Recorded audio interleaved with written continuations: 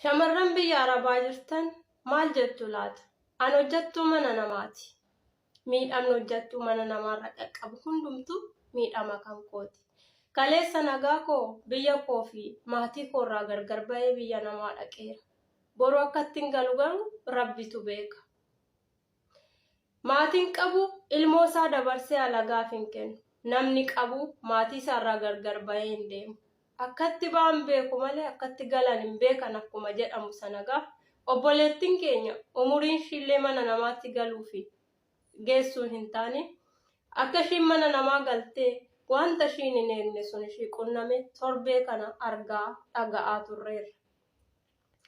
Egaa nutis kaleessa nagaa baanee biyya namaa dhufne. Borummoo akkatti gallu Rabbi qofa beeka waan ta'eef nutis asirratti hirmaachuudhaan obboleettii keenya umurii ishillee mana namaatti galuuf hin qaqqabne kanaan osoo hin tuffatin kan kaardiin bitannee maatii keenyatti bilbilu ji'a tokkorraa ji'a lammaffaatti maatii keenya dubbisuudha dabarsine obboleettii keenya mana namaatti galtee miidhamte kanaaf nutuu siin jirra otoo jennee gaarii natti fakkaata.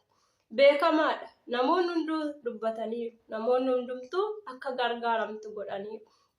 Garuu immoo nuti hojjettoonni mana namaa warreen taane hojjettuun mana namaa miidhaan ishiirra ga'u ni balaaleffanna maqaa jedhuun obboleettii keenyaaf waan qabnurraa jiini kun yeroon isaa yeroo mindaatti fudhannu. Kanaafuu waan qabnurraa bakka bahe Waaqayyotu guuta waan ta'eef gannees deemuu dandeenya waan ta'eef wanta muraasa kaasnee nutis obboleettii keenya hojjettuu mana namaati. Si bukkee jirra boru hojjechuu dandeessa jijjiiramuu dandeessa jennee maaltu beeka ishiinis boru deebitee nu gargaaruu dandeessi waan ta'eef otoo bukkee dhaabbanneen isiniin jedha. Anis mindaa koo alanaa keessaa dirhama 50 kuteefira boru kan hin galchuuf hin ta'a. Isinis akkasumatti otoo hin tuffatiniif birrii 10 haa ta'u 50 haa ta'u waan qabdan irraa akkaawuntii ishee irratti galchuu fi hin dagatinaan isiniin jedha. Hundumti ishee keessanuu akkaawuntii ishee argitan natti fakkaata.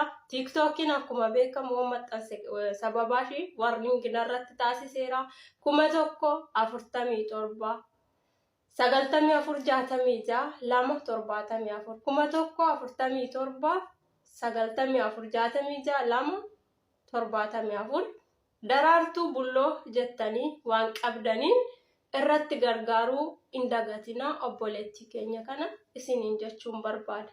Akkuma wal bukkee jirtanitti illee xiqqaadha jettanii otoo hin tuffatin walitti fiffiduudhaan akkaawuntii ishee irratti galchaa fi